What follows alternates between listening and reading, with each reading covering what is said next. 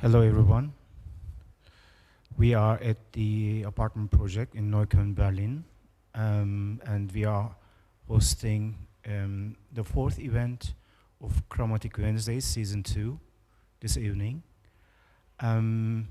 We are going to start with a film from Liwaa Yazji from the year 2012 and 14. Haunted is the title of the film. The duration of it is 1 hour and 55 minutes. And after the screening, after the streaming, we're gonna have a half-hour discussion with the director. She will contact us through Zoom. Unfortunately, she is staying at home due to the COVID period for her. And after our discussion, we're gonna have a music performance from Rasha Nahas with the title Dessert. And we're gonna end the evening with this performance. So hope to see you throughout the night. And let's screen the film of Liwaa.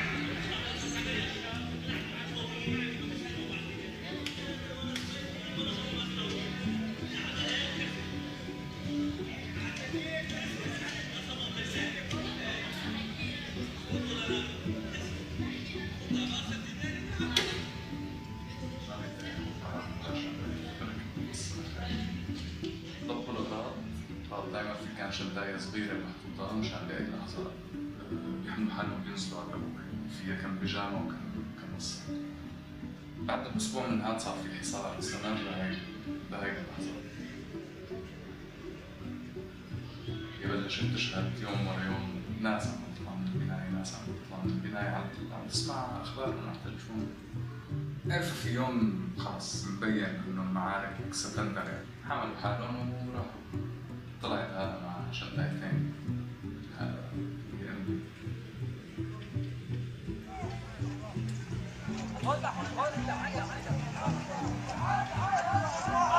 أربعة تسعة 2012.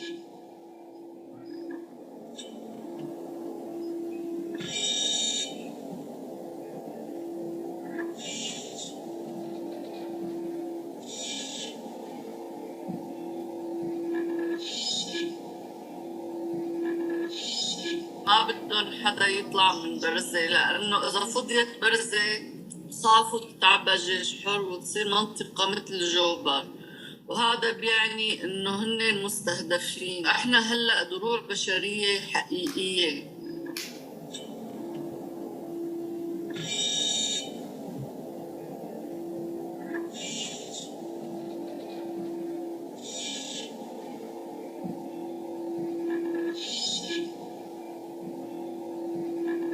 احنا ما عنا شي هون، يعني المنطقة صحيح عم بيصير في قصف بس ما علينا شي، بس علينا حصار. بس ببقية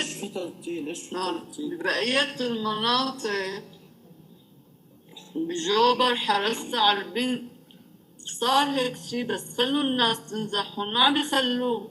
يعني هدول اللي هلا تصاوبوا هن النازحين كانوا ماشيين. كتير في إصابات مو شوي.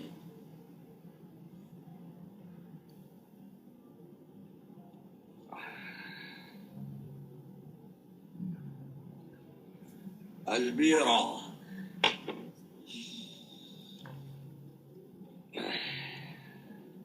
يبدو القدر ما بده ايانا نطلع من بيتنا. كل احلامي هون، كل افكاري هون. يعني هذا موقف انه انا راجع عم بسلموا علي هلا اهلي وبقطع الحدود وارجع اعيش نفس العيشه اللي كنت عايشها قبل. ما عم تزبط معي، يعني انقلبت حياتي. حسيت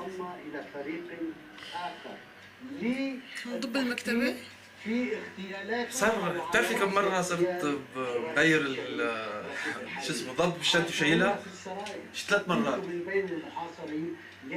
الموضوع مو مهم بس واحد بيحس حاله يعني فيما هم شلوا بكل الوسائل العسكرية وحولوا سلاح المقاومة إلى سلاح ملبك مكربج. القائم على أنهم لا يريدون. في شغلات ما بعرف احكيها يمكن بعد شوي، بس اسمع فيها بعرف شو هي حالتي بالضبط. ما بقي يعني مو حق من النفوذ السوري أو نفوذ النظام السوري، يعني هيك عم تتمزق الروح. معالي الوزير، هل تجربة هذه الحكومات وصولا إلى اليوم يعني هون أحلام وأمال وهنيك صار هلا عم بفكر شو بدي اشتغل، شو بدي اعمل. يعني انا بحياتي في كثير دائما برجع ابدا من الصفر، بمشي برجع ابدا من الصفر. حتى بالشغل تبعي دائما عندي احساس اني رجعت ابدا من الصفر. خطتنا واضحة، لقد جربنا باتفاق الدوحة حكومة الوحدة الوطنية. تشربي شيء؟ مع اني مالي مؤمنة بس كنت كل الليل عم اقرا قرآن. ما بعرف، اول مرة بتصيبني يعني. كنت حاسة هيك بشوية ضعف. طبعا ما نمت ابدا ولا لحظة، ما غمضت عين ولا ثانية، مع اني يعني فكرت اخذ حبة لوكسوتان، قلت لا ما بدي. عبود شلون قضى الليلة عبودة؟ كيف قضيت الليلة؟ لعبت بوكر، ربحت، صار معي 1,145,000 ليرة افتراضية؟ مو ليرة، دولار.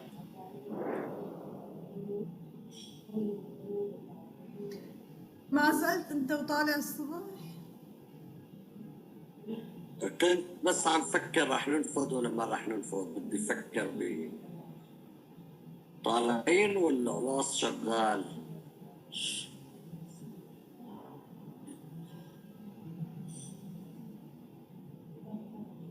ما فكرت كنت عم فكر طول الوقت شو لازم اخذ. اخذت قداحات، ما اخذت صفون سجاير، ما لهم محل. اكتشفت مرتي تذكرت ادويتي، انا كنت نسيانهم.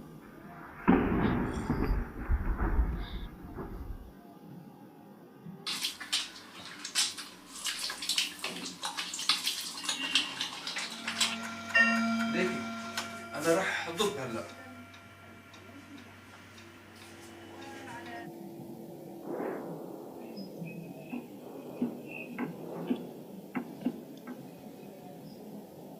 شو رح نعمل؟ رح نتغدى ورح نام لاني نعسان.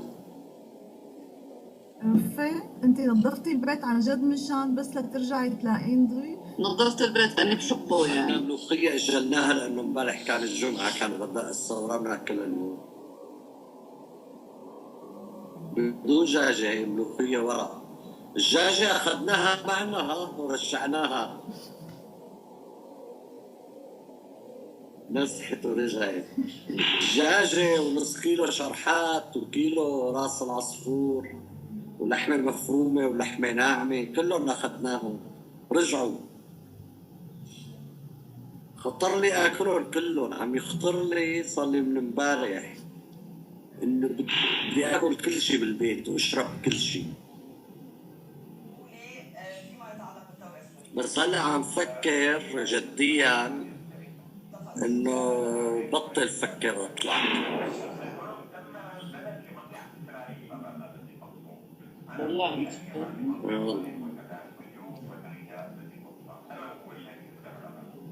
عم بفكر ابقى.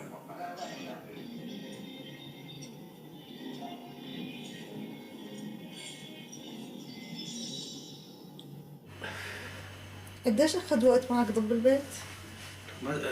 كنت بفكر بيومين. صار لي 5 أيام من الصبح للمساء. 3 مرات قلت لك غير الشنق، يعني غير الترتيب، لانه لازم هاي تكون هون، لازم هاي تكون هون. ارجع افتح وحط الاغراض، شيل الاغراض وحط ورجع.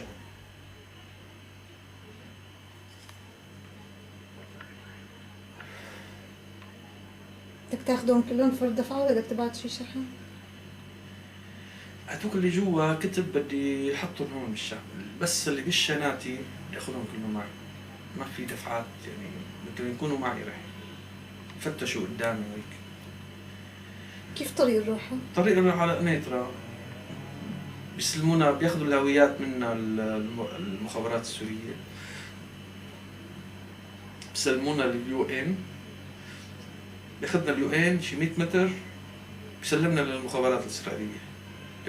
هون بياخذوا الهوية السورية مني، هنيك بيعطوني الهوية الإسرائيلية وفوت.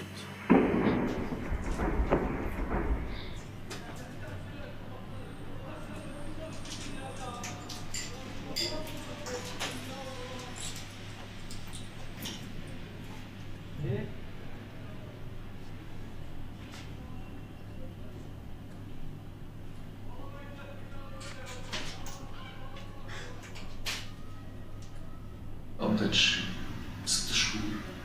هي تقريبا كل يوم بتشوف الاخبار، بتسمع اوباما بركي بيحكي عن بيتك، انه صار فيك ترجعي على بيتك. اول مره اوباما حكى عن هذا الموضوع ما اتذكر. لهلا قدران بتخيل كنبايات بيته مثل ما هن، البراد مثل ما هو، اختار هذا موجودين لسه مثل ما هن، ما حدا غيرهم بخيالك.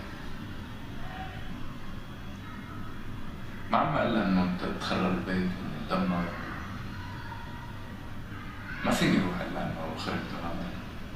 شفت والله صورة للبيت ملعون ابوه وامه، هلا مكسر كل الوجه. مرة واحدة قلت لها لما فجرت السيارة تحت البناية انه البيت بده يكون اكيد هلا كله مشحر. صار بحياتها كابوس. صار بحياتها هم انه كيف لما بدها ترجع بدها تنظف كل هذا الشحار عن بيتها. شو بدك الا انه هد الحمام كلياته وصار المطبخ عم بيشوف الشارع، انه راح الكونديشن هذا اللي ضل على ابي ليركبه سنه كامله بطط مخها. انا بتتذكر زريعاتها، هي هذا معلقه بالزريعه كانت، بعدين شوي بسيطه.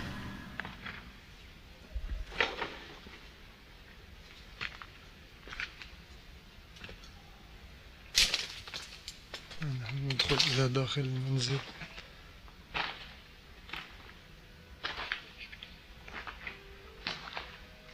هذا القسم من المنزل قد تم تدميره نهائيا.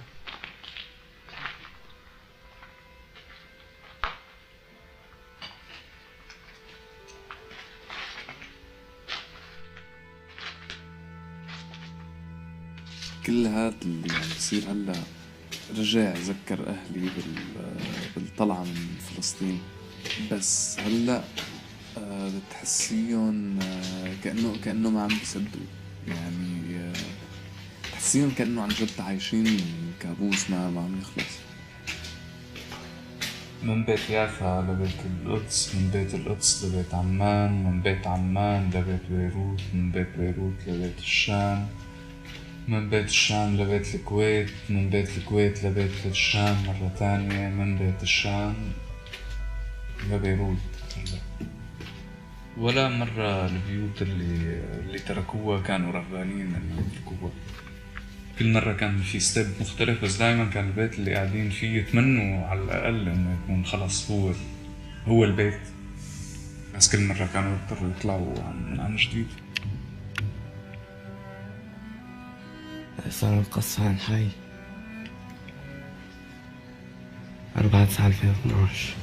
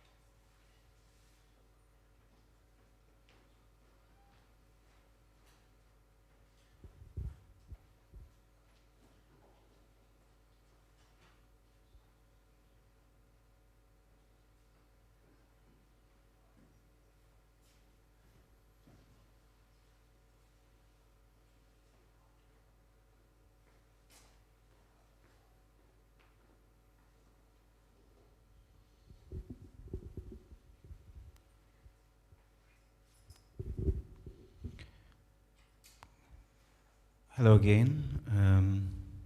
Wow, what an echo.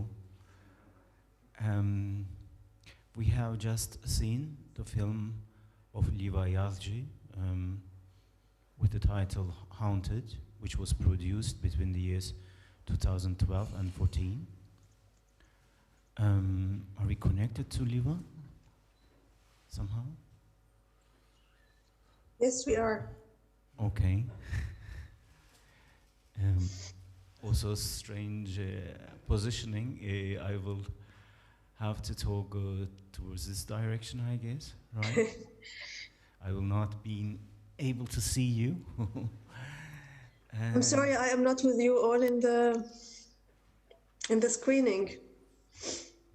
Okay. Yeah. We actually, I want to start with a slight note. We were psychologically divided this evening in two different spaces. There was also a demonstration which was against the sentence of life imprisonment for Osman Kavala and 18 years imprisonment for 7 NGO activists and artists. And I am, of course, I'm sure that apartment project Chromatic Wednesdays will join me in rejecting this decision. This absurd decision, which costs years of many people. I hope that it will somehow be returned by either the Constitutional Court or European Human Rights Court. But if not, I hope that there will be a regime change next year. So that we can get rid of these absurdities and injustices. So therefore we are a little bit divided into two spaces, but we have enough audience. I hope they will bear with me in asking you questions. Liwaa, thank you for your generosity of sharing your beautiful film with us. Perhaps I'll introduce you a little bit to the audience. Liwaa was born in '77 in Moscow, while the studies of her parents, and then raised in Damascus, and in 2016 moved to Beirut and then Berlin, and she lives right now in Berlin and then commuting to Beirut, as far as I know. Liwaa was, I mean, how to define her practice of incredible versatility. I would say there's barely any position, a creative position in which she was not involved in, mostly in the field of writing. She's a screenwriter, a playwright, a poet, a dramaturg, a translator, and she acted as well. She was also assistant director, and of course she's a filmmaker. Her piece, her theater piece, Goats, was staged at Royal Court Theatre in London, and then another piece of her was also staged in Manchester, as I believe, Royal Exchange Theatre, and then some other places. And in Berlin, she was in the team of the production team of the film TV series Heim. Yeah. Just correct me if I do something. Yeah, everything's right. And she even wrote the libretto of an opera or a musical theater produced by Osnabrück Theater here in Germany, which will be coming or perhaps already staged. No, will be coming in June, yeah. Yeah, okay. So, yeah, this versatility is amazing, and I will come to that in a bit. So I want to kick off with the title of the film. Yes. Haunted, of course, implicates a temporality. So something is haunting you, even after a kind of event of loss keeps coming back and forth. And so this temporality also made me think the question of how the film aged for you. So it has been nearly 10 years since you started the video, and you wanted to screen it in many places as much as possible. So you were generous, even you didn't take some artists' fees for some screenings, I believe. And so for you, it was crucial to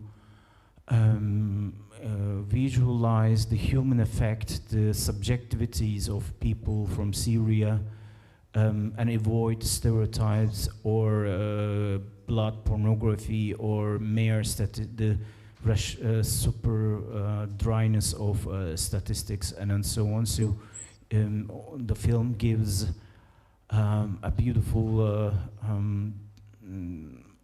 let's say, aspect of visualizing this subjective side of the whole experience, which also allows identification of the audience with the protagonist of the film. And of course, by haunting, we are also haunted globally, I presume. I mean, the title of this month's Chromatic Wednesdays events is Exile, but this film, your film, is about these interim. I mean, most of them, of course, there are references to the experience of exile in it, but the couple and the person who has to migrate to Golan Heights, for example, their experiences are about an interim position, should I stay or should I go position. And I think it is a state of, I mean, that was from the initial years of the conflict in Syria. And I think, of course, we are haunted by these images when we are considering what is happening right now in Ukraine. Exactly. I think they are exactly the same type of experience in which people decide whether to stay, to resist, or to find an alternative route to another city in the country, or a completely different country. So how do you see the film? Is it still working for you, for the audience, or how does it ring for the Syrian audience? Perhaps, I mean, what will they think if they see it right now after another stage of the conflict is being experienced right now, or which is perhaps a sense of suspension or frozen inner conflict? Yeah, that is perhaps the starting point. Thank you so much for the introduction, and I also would like to add my voice to yours when it's coming to solidarity with the photographer Kaval. It's really very sad. I mean, sad is not an enough word for that. People are really paying their life for mistakes and for injustices like that. So this is just, first of all, also to add my voice to yours. And talking about the film, yes, it was done, and I was feeling in a way that maybe I and also some Syrian communities also kind of stepped back from this moment of whether to leave or not to leave, and how to summarize our life, and how to what does it home mean. We stepped away from it for a while, and then in a way, I started even working on my second film that has to do with the other way question, which is, why do refugees don't go back? So in a way, I was thinking that this moment was marked in history, and that's it. And now we're like having different questions, and like we're facing different realities, and then COVID happened, and like all the world in a way kind of claustrophobically haunted by the idea of like change. And like, so in a way, there was a new life, a new strand of life coming, and all of a sudden this Ukraine crisis / war happened, and all of a sudden it just kind of refreshed all the memories, all the images once again. And in a way, it reminded me, and I hope it reminded us also as Syrians, that this is going to happen all the time. I mean, there is something that is like repeating itself in history, and the moment you think that is like really this thing happened and would never happen again, it happens again, and it happens again, and all the wounds are opening again. And I feel maybe if the war in Afghanistan and then Iraq and then in Syria was not enough to ring a bell that we're all in a way connected to each other, and we're all, if there is a problem somewhere, it's the problem of everywhere. So for me, I just felt like I'm seeing the same scenario again, and all the images, and like all these houses that I've seen in Mariupol, and all the facades and all the destruction. So for me, I felt now I can understand more how to place the Syrian war in history, rather than just to see it as one point that changed the life of so many people, and like that's something that would never happen again. It's happening again, and within a time of less than 10 years. So it's, so when there was a moment, I thought, the film aged enough, and I'm now beginning not now, I mean, been working on this other film for 2-3 years now. So no, it's happening again, and the film is, and the question is still valid. I mean, the question is still asked now, and yeah. Thank you. I forgot to give another note in the introduction. The reason that you are not here with us is a COVID infection, actually. Yeah. You today tested, but you remain positive, so this is why you cannot be with us. So unfortunately, therefore, I always say here from the floor, gute Besserung to you. Danke. And I also forgot to state the fact that you studied English literature and theater studies in Syria, perhaps, which is perhaps a ground on which this versatility is coming from. I think the reason that you chose to work with a documentary style in this film was that it would be the best medium to express the reality of fact, what was happening at that time. But I think it was also a kind of turning point for yourself. I'm not super informed about your prior practice, but after the film, your thematic framework continued on the themes evolving around migration, exile, displacement, and to a certain extent also the critique of official ideology and propaganda, if we consider the play Goats that was staged in London.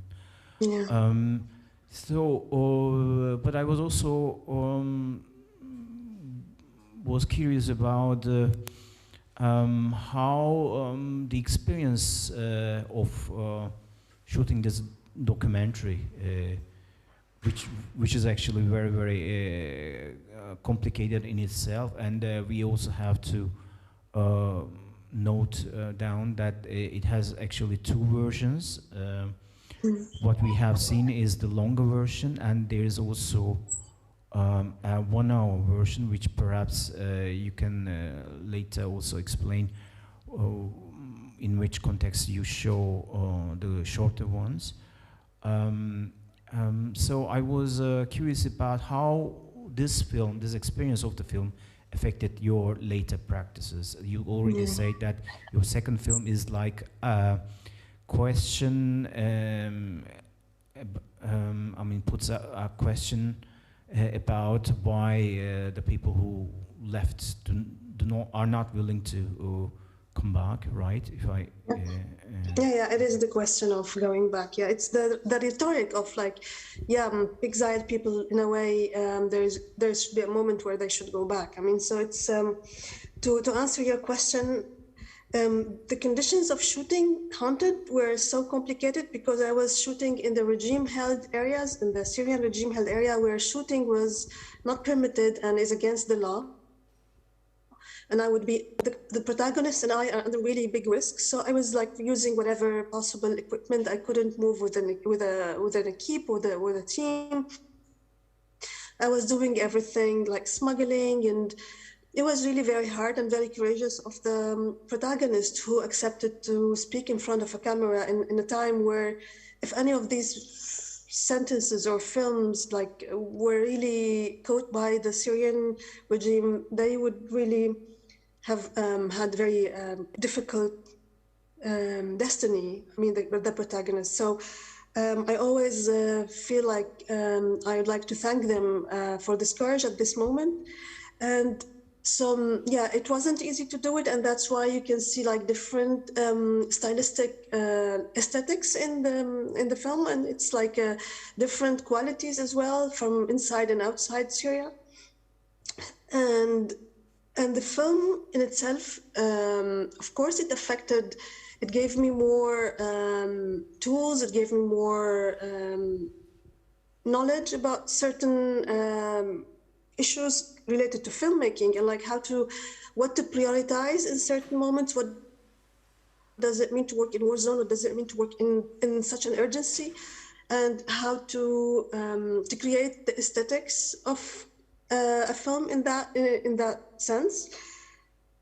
But the thing that really marked more the work that I will be going to do later on was what happened in Syria in itself, not only the film that I did. I mean, it's, of course, I have worked before 2011 and I have so many other things that I've did, but I noticed that I'm more and more inclined into politically, let's say, political meaning, in the meaning and the political atmosphere and like the political scene in Syria. And that something that was really highlighted and emphasized more after the film Haunted. And as you said in Goat, it was really about the rhetoric. So it's not always about migration and exile and this kind of experience, rather also about what kind of rhetoric really we all lived in that led to this war as well. So I don't know how much time I have to speak, so I think that I can speak for longer, but I also don't want to disturb I know there is another thing happening this evening, so I'm just making my answers quite short and concise. Yeah, we had a kind of half-hour slot, which is coming near to the end, but I think we can also be flexible. Okay. I also sensed that it is flowing quite fast. But I mean, of course, anyone who wants to ask something from the floor, I can hand over the microphone. Yeah, there's a second microphone in the back. I guess Emre perhaps can give it over. Any questions from the floor? Well, for me, of course, there is a very deliberate and a very refined decision in the film not to touch or play with the already existing polarization in the political conflict. And I mean, while watching it, of course, anyone outside of Syria or anyone who did not, let's say, experience this kind of severe experiences like war, even can reflect upon his or her own life experiences, because I have to say all the protagonists are very elaborate in their speeches and even in their improvisations.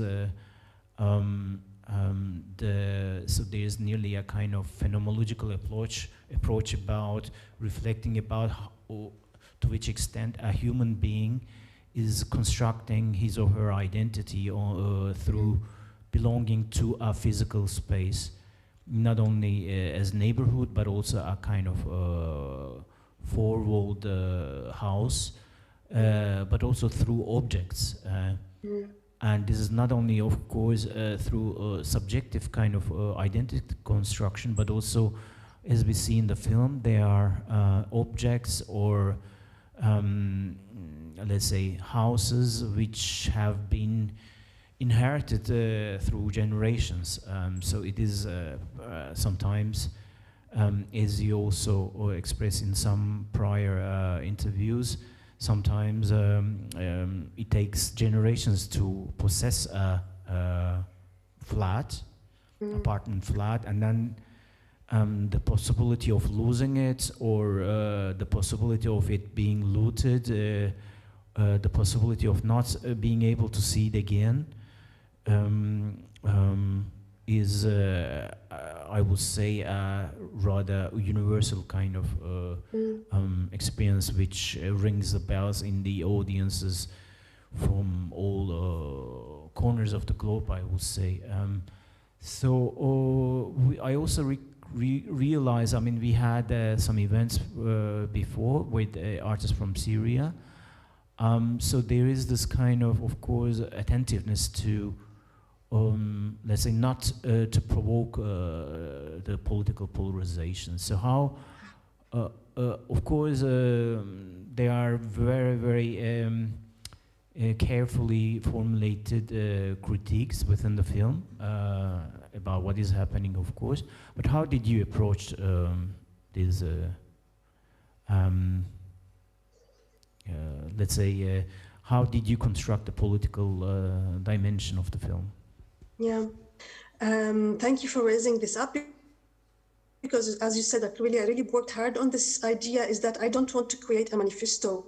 And at that moment, some Syrian films were coming out with very clear political voices that I thought, this is not what I would like to add to the let's say to the cinematic scene of what's coming from Syria at that moment.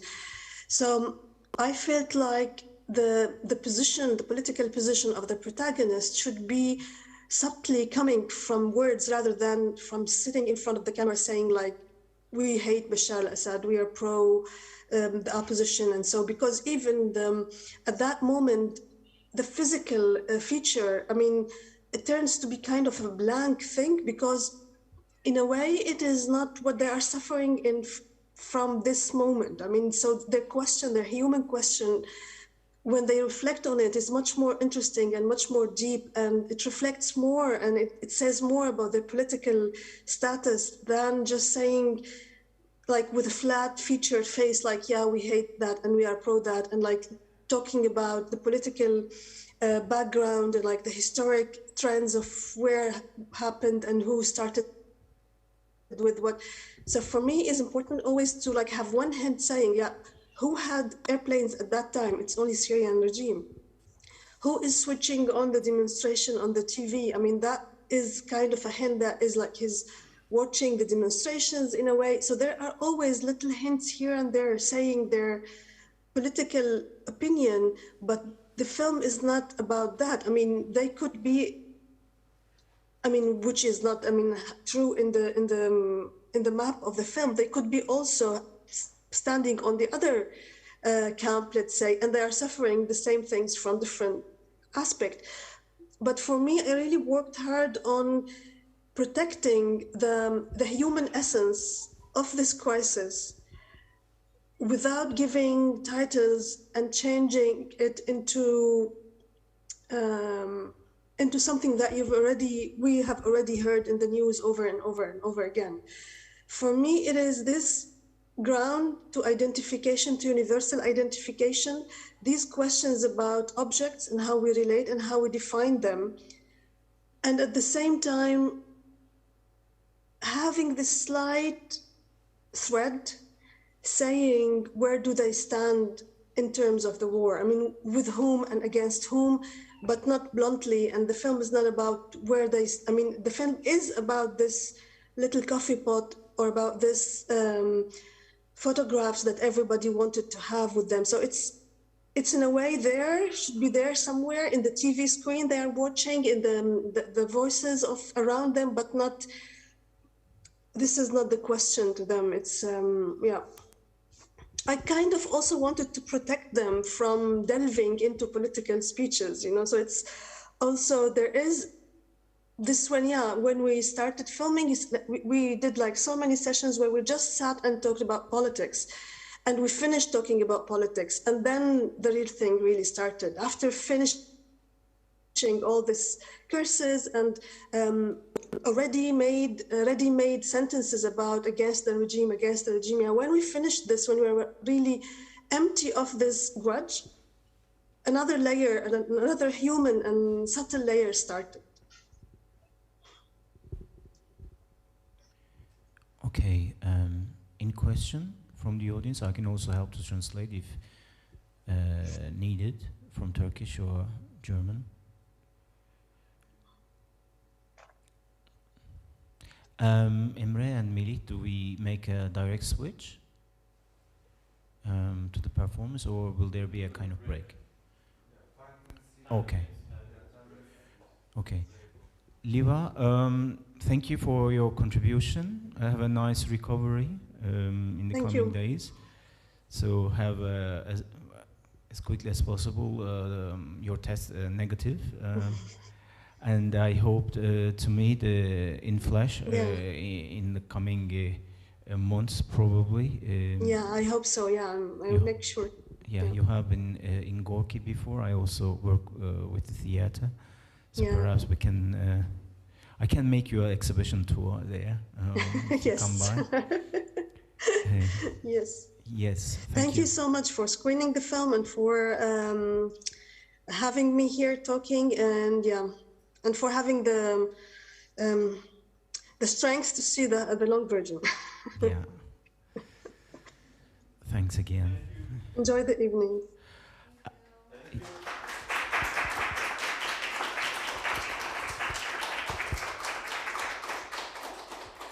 Applauses, applauses. The next session will be a music performance of Rasha Nahas. Rasha was born in Haifa. She started to play electric guitar from the age 10. And she is as versatile as Liwaa in her musical practice, been participating in many concerts before, and she also was on stage and also composing music for performative events and even theater. So we're gonna have 5 minutes break before the performance starts. So yeah, thanks also for coming to the performance. Cheers.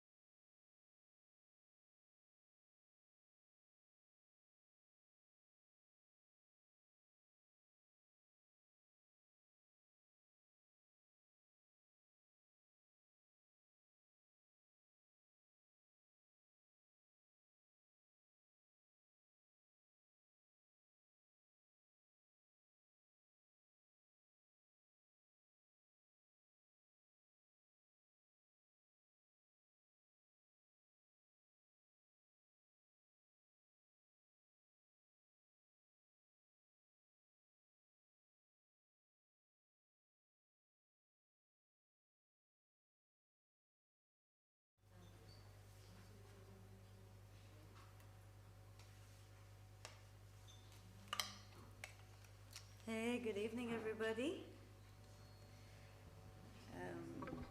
I'm so happy to be here. Thank you for being here. I have to say the small shows kind of make me most nervous. So I'm really nervous. And I would like to play for you some songs, stripped down, like me and the guitar, maybe a bit of keys. And yeah, I would love to start with Desert, which is also the title of the event. And it's the title track of my debut album, which I released last year. And for me, it speaks about, desert is the travel, and it's the mirage, and it's the journey and the thirst and the getting lost also. And I wrote it when I just moved to Berlin, which was 5 years ago almost, actually. And yeah.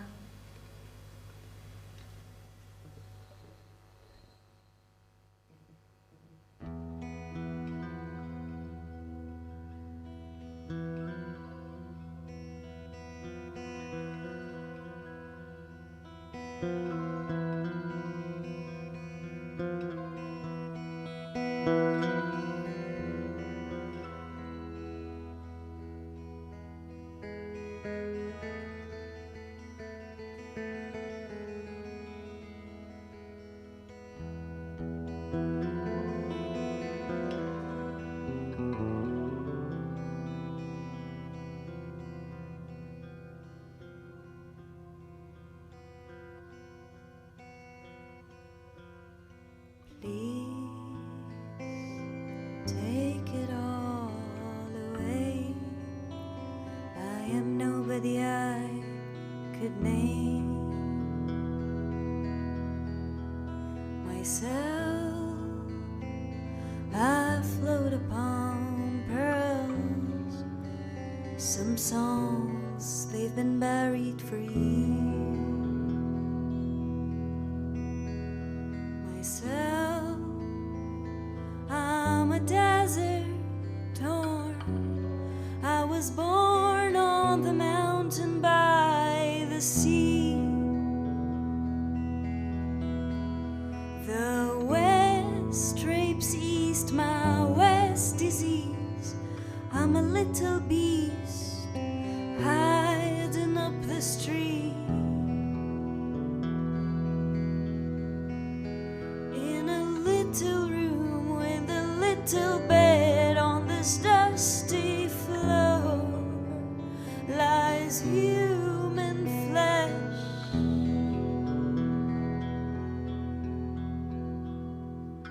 Time melts out my eyes as my heart is bleeding quarter tone. And I sail on the song.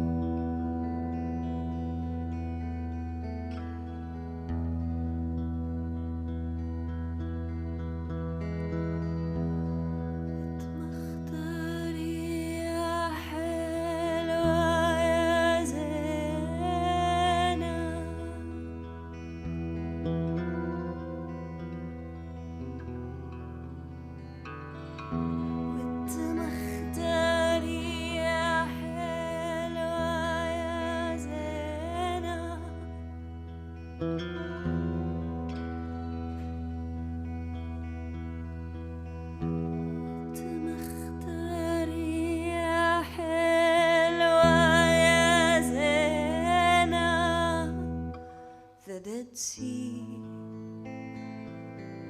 used to be alive. She had a woman and a child, and she couldn't live at home. She said she wandered lost, and she wandered west to the place where the Bible spoke of God, all their temples and their floods.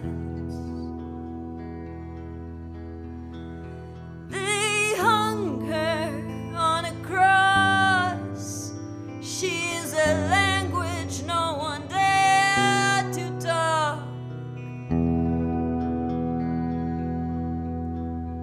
Sweet bleeding palms in the breeze of death, you buried her.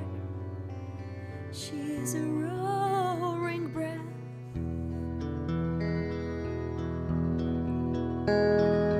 Time melts out her eyes as her heart is bleeding quarter tone.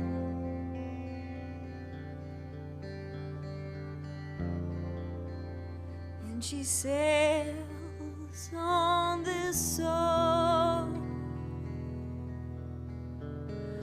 on this song.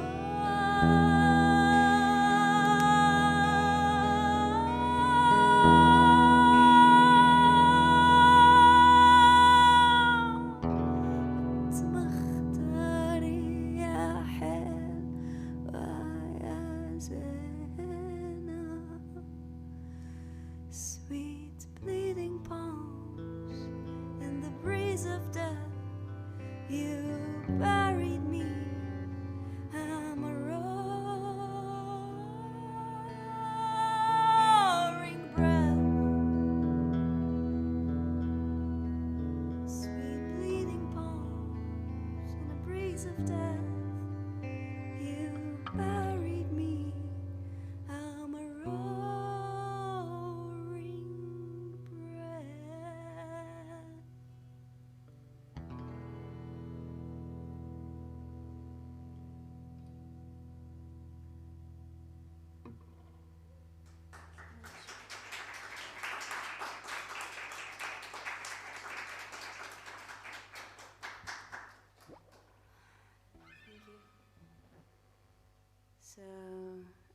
last week actually I just finished mixing my new album, which is called Amrat. Amrat in Arabic means sometimes, and it's gonna be out this summer.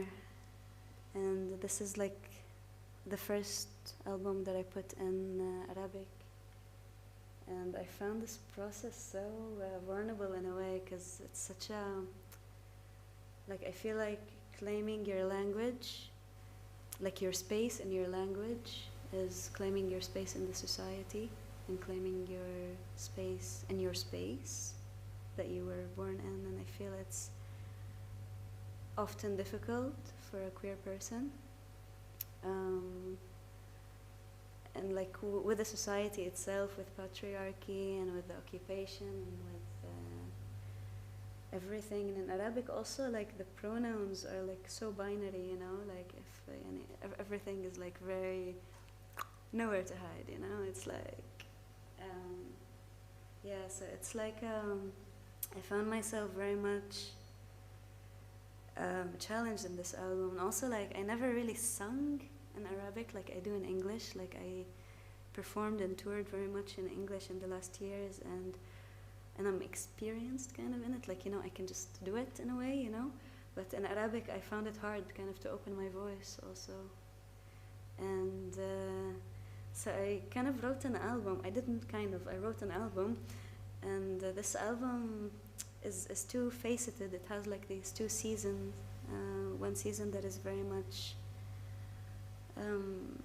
electronic and produced and very much like urban, I would say, and the aesthetics. And one season is very like acoustic and intimate. And I released 2 singles from this album. And the first single is called Al Madini, which means the city. And it speaks about like a love story or an encounter in the city. And it's like the chorus says like that the city is too big on me, basically. This is like the sentence that keeps repeating throughout the song.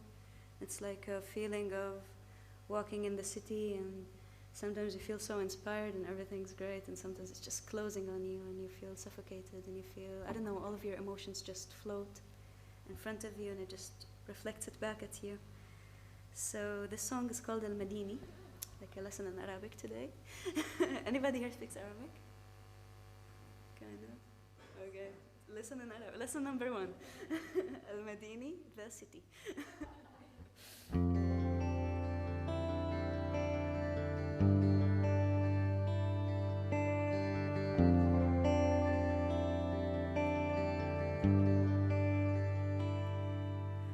بثلاث مدن التقينا قبل ما أعرف اسمك، لقيتك عاشي سطح بالمدينة، ما أكبر المدينة علي.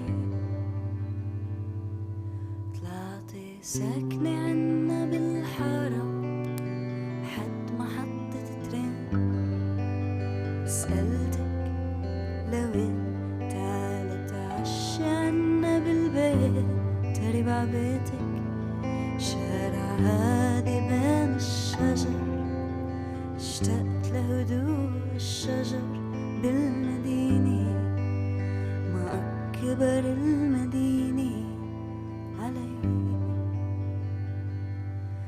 وبين السطوح عرفتك وغروب المدينة، ما أكبر المدينة علي. وبين النجوم غنيتك بسماء تحت سماء المدينة، ما أكبر المدينة علي. المدينة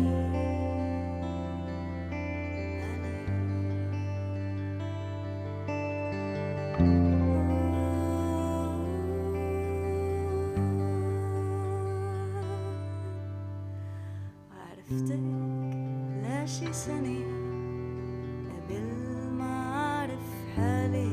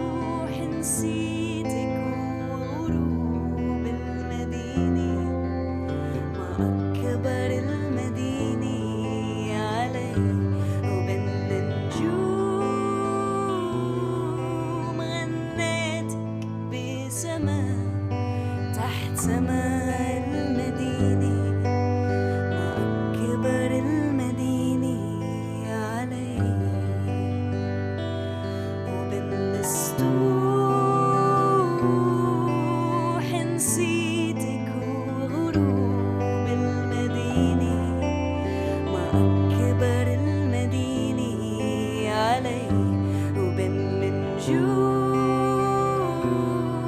غنيتك بسماء تحت سماء المدينة ما أكبر المدينة علي المدينة علي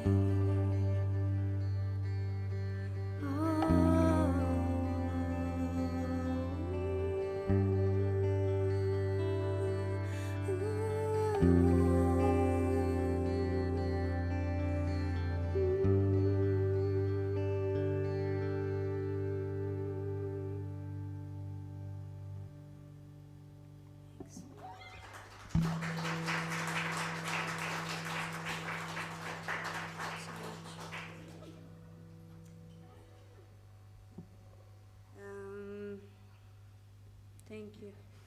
We'll have more Arabic lessons. There's like, yeah, a few more songs I love to play. This next one is actually very new. I didn't release it yet. It's called Once Upon a Time in Palestine. And I wrote it after the last events that happened in May. Like, I don't know how much you know. I think it's important to know. But there've been like an uprising, a lot of protests. There was like a lot of people that were kind of in the being displaced basically by the state, and there was, I don't know, I was there actually. I went to visit for a few months, and I found myself in the middle of like the city, not feeling like not feeling safe to walk in the street. There was like a lot of violence everywhere, and yeah, I don't know. There was a lot of stuff, and I came back to Berlin, and the next morning I wrote this song, and yeah, it's one of my favorites actually to play. And even though it's not released, I would love to share it with you.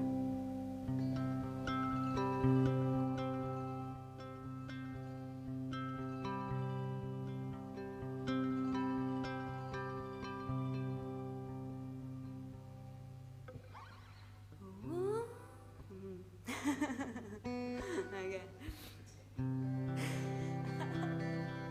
And fucked it up.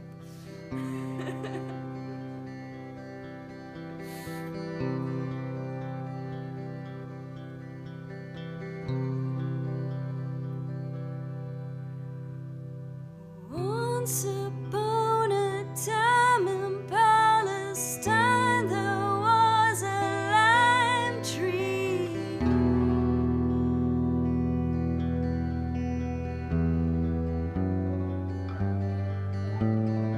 Blue are the skies we rise, they watch from paradise and smiling. Gray as concrete, I stand on my feet.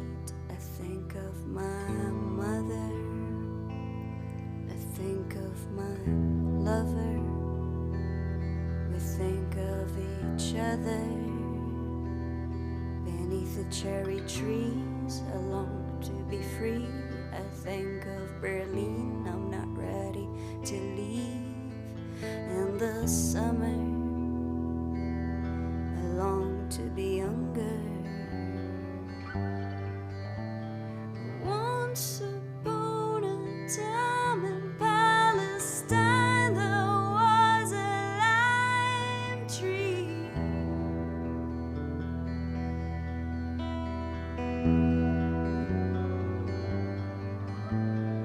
Blue are the skies we rise, they watch from paradise and smiling.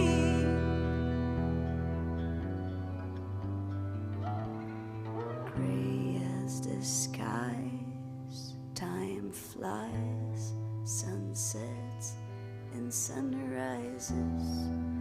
See myself in your eyes, always rains when you cry. Stop and stare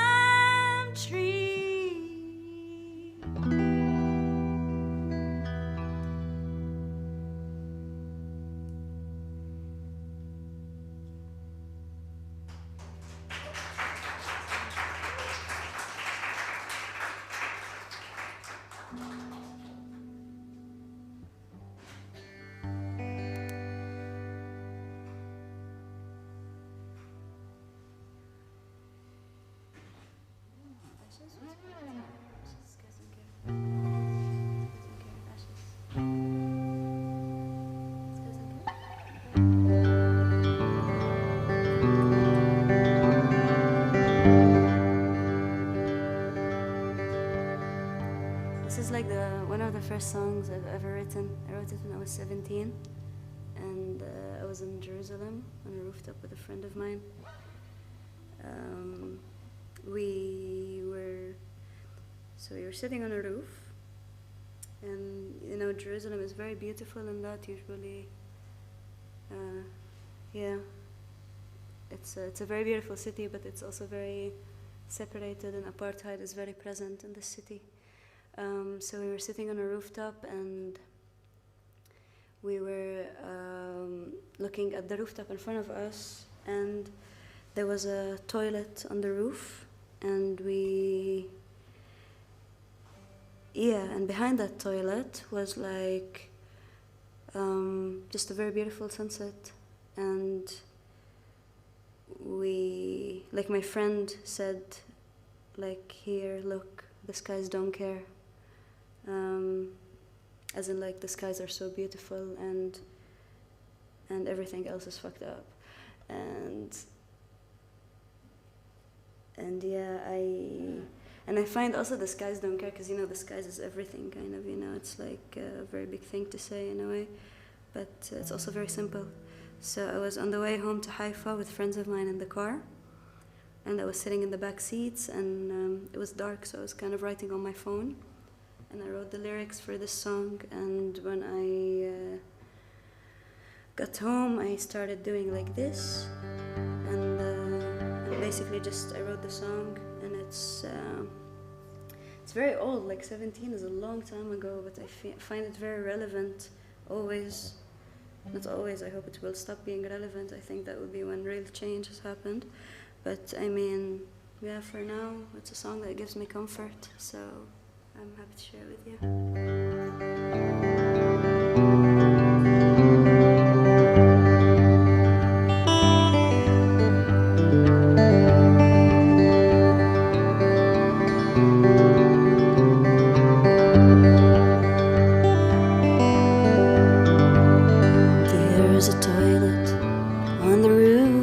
Skies don't care. Blood enemies and holy fools, and the skies don't care. We're burning down in flames, and the skies don't care. We're sight in this game. The skies don't care. We are believing in fear. We are too. We are here. We love. We hate. We kill. We break. We occupy and we destroy and we heal. And the skies stay the same. A soldier and a child, and the skies don't care. With a blue state of mind, and the skies don't care. With blood dripping from our flags, and the skies don't care. Separated and attacked, and the skies don't care. We are believing in fear. We are too. We are here. We love. We hate. We kill. We break. We occupy and we destroy and we heal. And the skies stay the same. We're believing in fear. We are too. We are here. We love. We hate. We kill. We break. We occupy and we destroy and we heal. And the skies stay the same.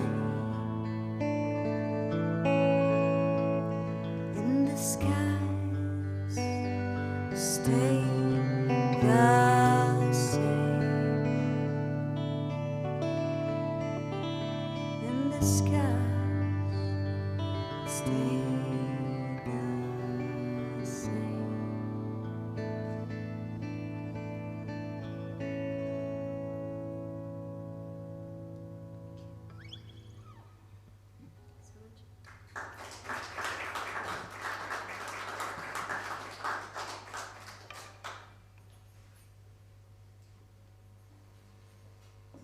Okay, Arabic lesson number 2. I'm kidding. Yeah, I would love to play another song from the new album, and it's called Ya Binti. So Bint means girl, Binti, my girl. Like, yeah, like when you put an E in the end, it's like mine in a way. So it's yeah, it's a song, I think like I don't know, it took me like a long time to understand this one. I think it's one that I very much relate to these days, because it speaks about like kind of the inner child or the inner self in a way, like the younger self.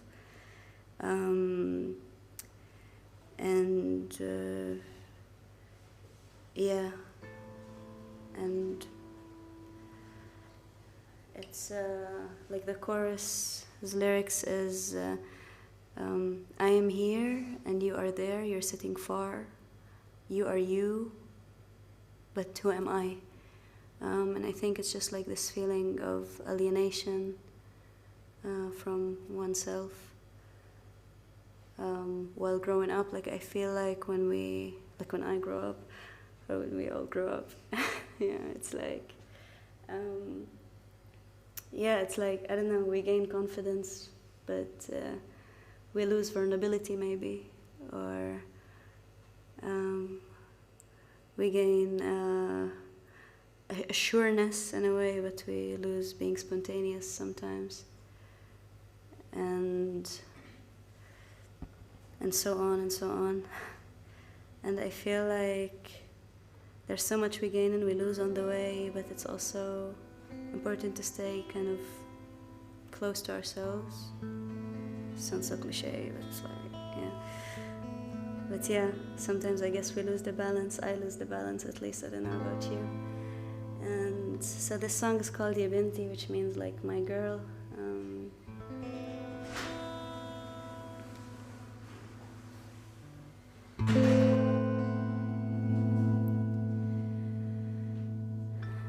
في دمع بينك يا بنتي كرزة حمرا شابت شعره ومروا سنين في رج بصوتك يا بنتي صوت الصدى من دون حدا من دون شي وانا هون وانت هناك بعيدة قاعدة انتي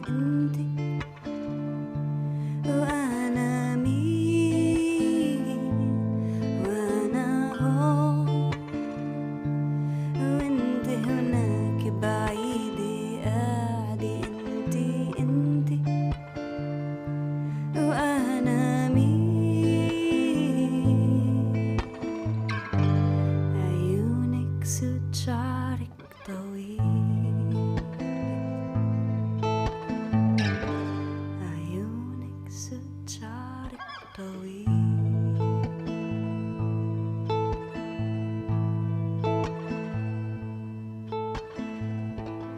شو اللي صاير يا بنتي نار مولعة ماسكة الجمرة بإصبعين شو اللي صاير يا بنتي نار مولعة ماسكة الجمرة بإصبعين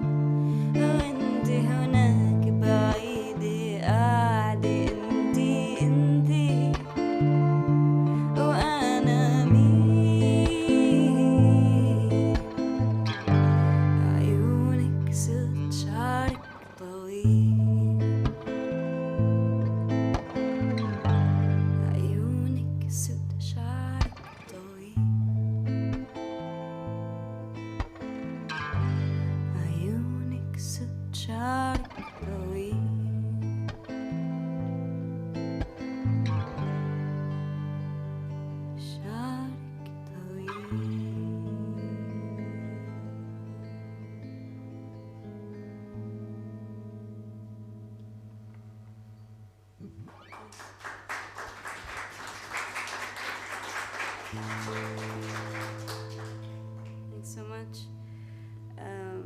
Yeah, this song was out last month. It's available everywhere, kind of. And the album will be out in the summer. I'm really, really excited for this one. Like, I mean, it's weird to play it for people who don't speak the language, especially when the music is like so narrative-driven, I feel, and so like it's like the lyrics, I feel, is a very big part of what I try to do. So, yeah, I hope 2 Arabic lessons are okay for a day. We shall continue later. Actually, we can continue like on, okay. So on the 8th of May,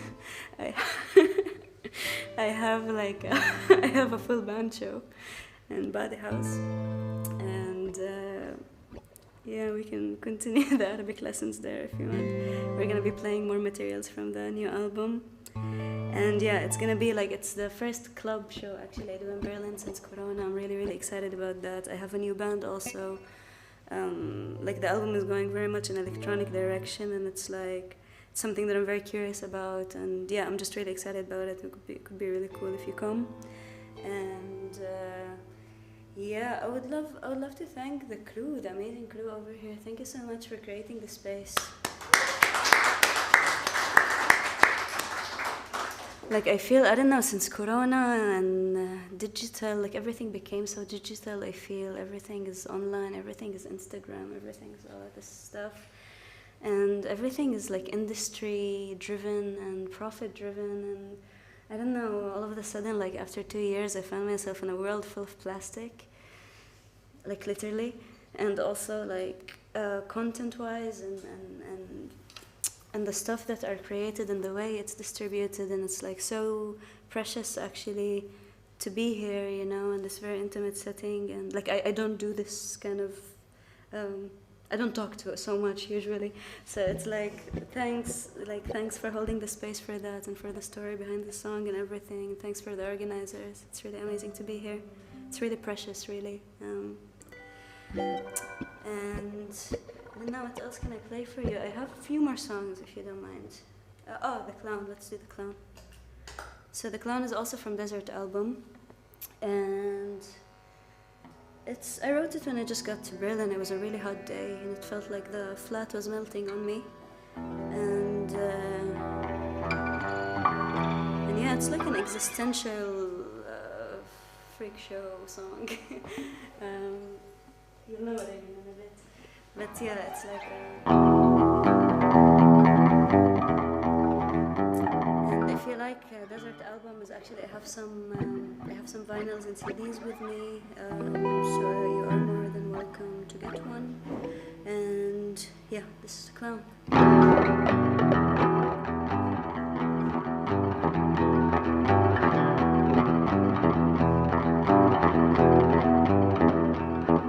The clown could not make you laugh no more, and the priest could not make you pray. The joker hides near deck, he comes with a dance, invites you to play. The lovers hide in the cave, practicing love. Oh, love, the past climbs up the hill, screaming your name and all that you've done. Entertainers, they all weep so bad backstage and give you the show of your life. And the audience, my dear, is thirsty, consumes all the Arab milk and the orange juice.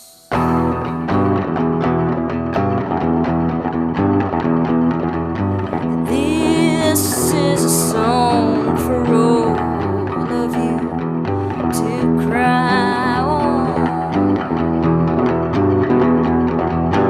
This is a song for all of you to cry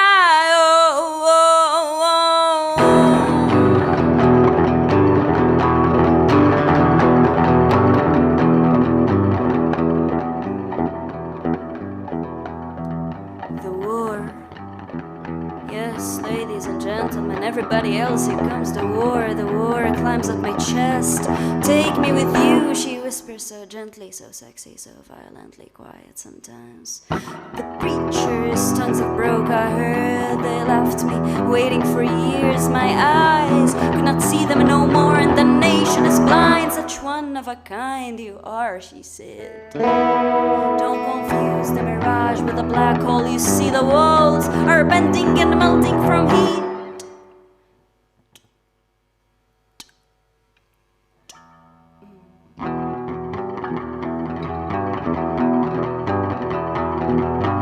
This is a song for all of you to cry on. This is a song for all of you to cry on.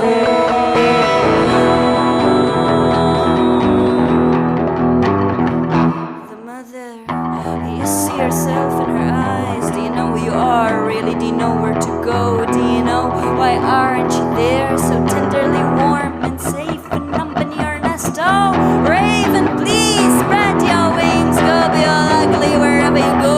Bluebird, look how you fly so high. Could you please bring some clouds down here? I'll play with them nicely, I won't make them rain. I know that you know that the art people tend to be slightly depressed.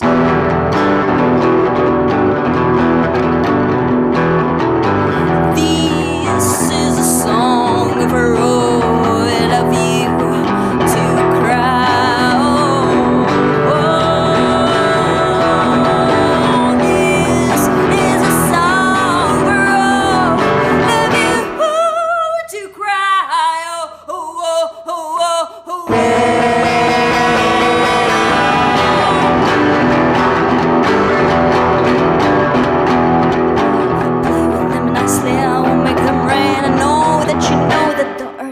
Tend to be slightly depressed.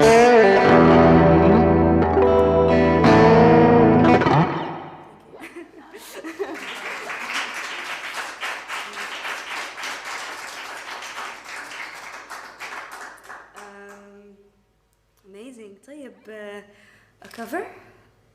Yeah? Cool. Amazing. I like that you're okay. Thanks.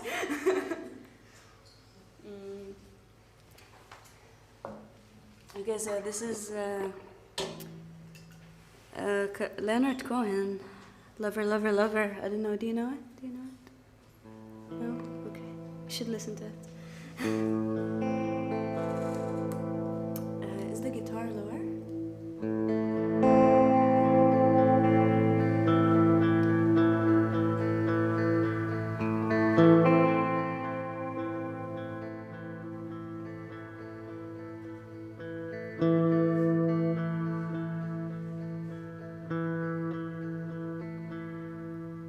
Ask my father. I said, Father, change my name. The one I'm using now is covered up with fear, filth, cowardice and shame.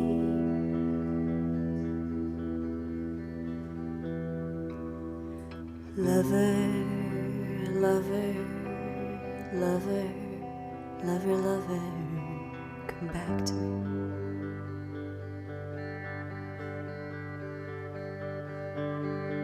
Lover, lover, lover, lover, lover, come back to me.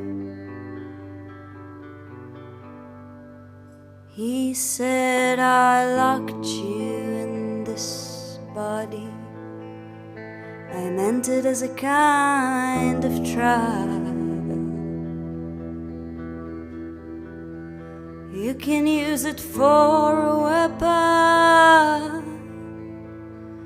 or to make a woman smile.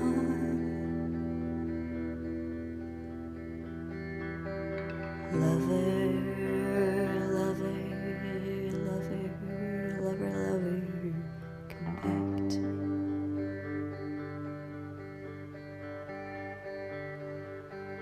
Lover, lover, lover, lover, come back to me. Please let me start again. I cried. Please let me start again.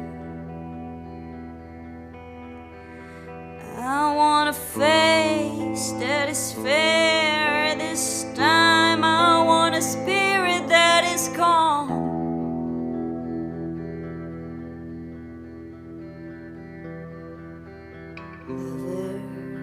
Lover, lover, lover, lover, come back to me.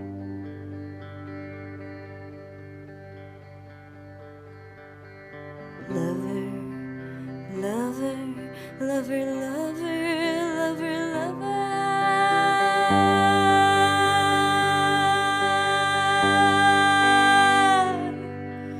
May the spirit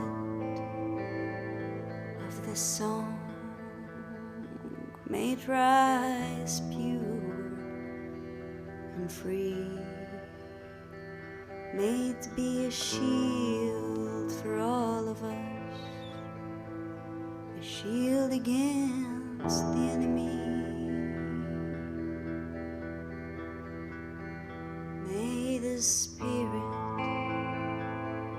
of the song, may it rise pure and free.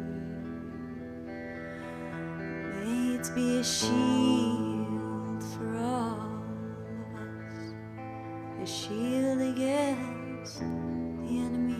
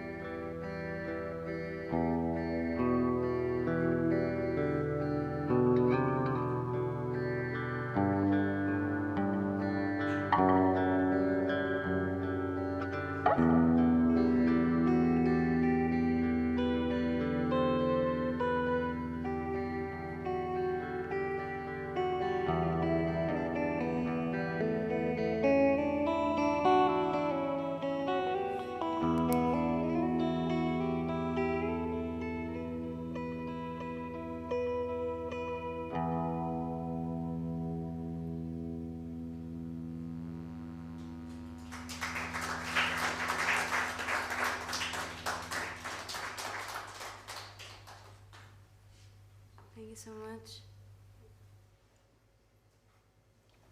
I have one last song for you. That's okay. Are we okay with time, or are we like, yeah? Okay, amazing.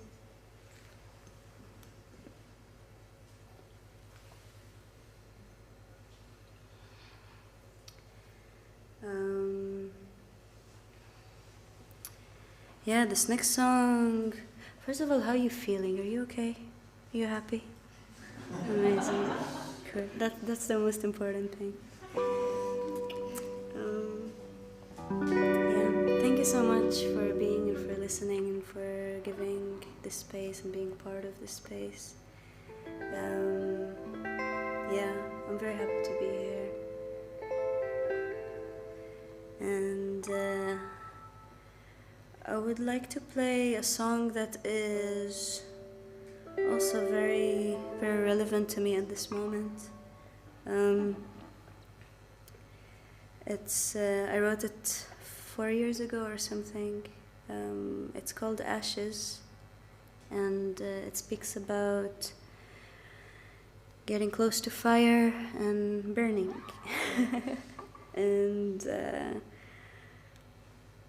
and it can be like, you know, sometimes of like in relationships or in music or like in stage, when you like give yourself for a moment and you burn out.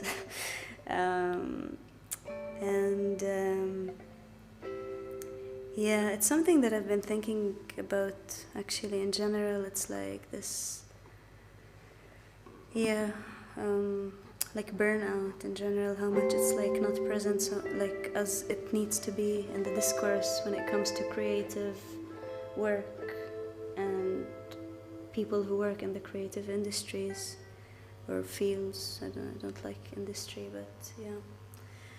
I feel like, cause I think about that a lot because I feel like the nature of the work is so delicate and sensitive, and I don't know, like I feel I put myself in a very vulnerable place when I create, and I feel that like living in a capitalistic world very often, like I don't know, I think the music kind of world industry, I don't know what you want to call it, it's like it proved itself over the years to put like the artist kind of in the bottom of the priorities, you know, the well-being of the artist. And I think like you see it like in so many artists who completely like lost themselves, you know, and people have been really like on the edge and like not speak about like drug and, you know, alcohol and all of these things, and it's like it's not talking about enough, you know, and it annoys me a lot because it's like such not an artist-friendly industry when the artist is actually the center of it, you know, and when the music, it's like, and it's important for me to talk about these things. I don't know, like, are you artists? Are you working that? I don't know if you can relate to that. I feel like so many of my friends and the people that are around me are like so tired and drained, especially after like 2 years of Corona and all of that. And I don't know, I'm not here like to paint a beautiful picture of like, you know, of a reality that is like, I don't know, like, yeah, I'm tired, you know, it's like, I'm tired and I love what I'm doing and, you know, and I love that, but it's like, it's also such not a friendly structure to work in actually, and I'd like to invite myself and invite the people I work with and the artists, like my fellow artists also, but also the people who I encounter while I'm doing what I'm doing, to like think how we can challenge this structure and how we can like create structures that are putting the art, first of all, and the artists at the center, and not profit, and not numbers, and not, I don't know, whatever that is, you know? And yeah, fuck the system. And thank you for being here. So back to the song. It's called Ashes, and it's actually, I didn't write it about like this kind of stuff. I wrote it about, it's a love song actually. But the burning and that, I find it like in common in situations where you just lose your balance and you get close to the fire and you burn out. And I find it also a very beautiful thing with all what it teaches you and everything that it comes with. So yeah, ashes. So ashes, it's like started from ashes of a cigarette and an ashtray, and then it went on to like a whole kind of, yeah, world that it just goes and goes and goes, and yeah. So this is Ashes. Thank you for being here, and thank you for having me. 8th of May, Body House with the full band and a lot of amazing guests also. And thank you, Chromatic Wednesdays, for inviting me. Thank you all for being here. And yeah, here we go.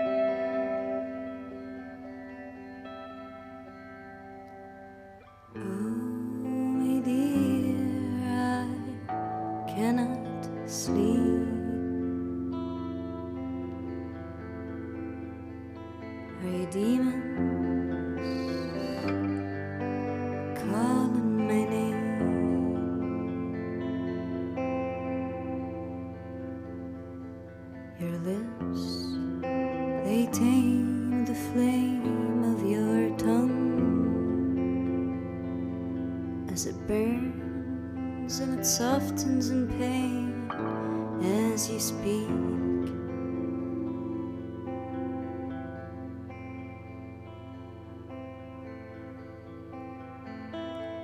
In your big blue eyes, as oceans alive,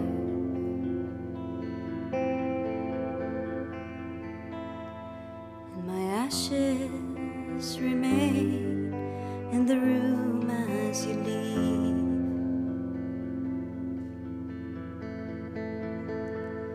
The floor is moaning from the touch of your feet.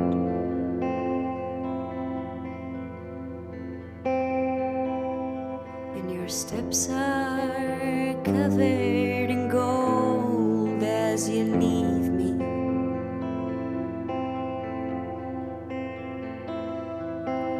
Oh, my dear, I cannot sleep.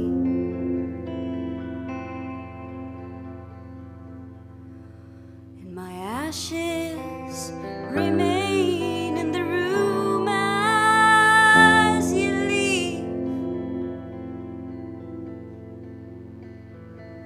And my ashes remain in the room as you leave. You starve in the moonlight and I hide in the sun.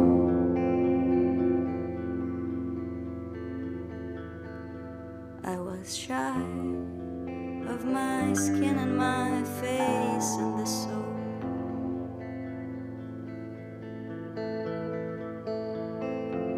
Please just go now. I shall allow you to keep yourself to yourself and to others sometimes.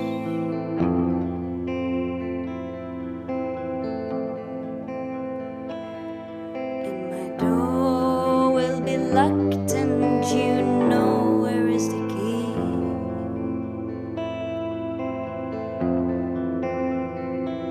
And my ashes remain in the room as you leave. And my ashes remain in the room as you leave. And my ashes remain in the room as you leave. And my ashes remain in the room as you leave. I starve under moonlight and I hide from the sun.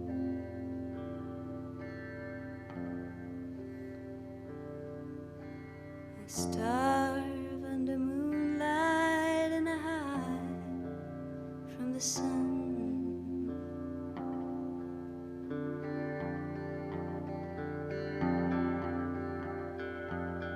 And my ashes remain in the room as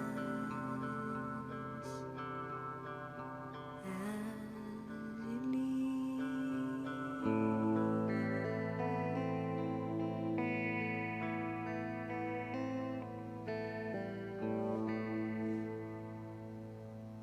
Shukran. Thank you.